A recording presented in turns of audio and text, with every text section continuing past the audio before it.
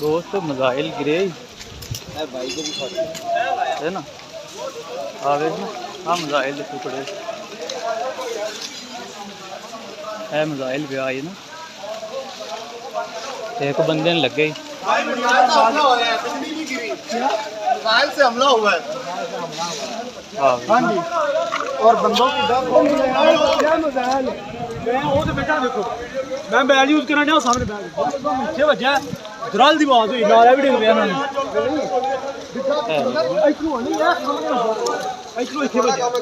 मैं वो सामने बैठा मैं फिर ओए असी ना किशोर यानी तो को किले के पाते अल्लाह कितना बच गया।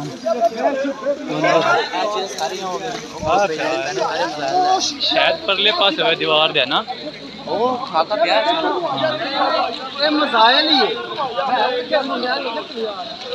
ओ देखो ना, ओ सामने देखो परले पासे आ टुकड़े मिसाइल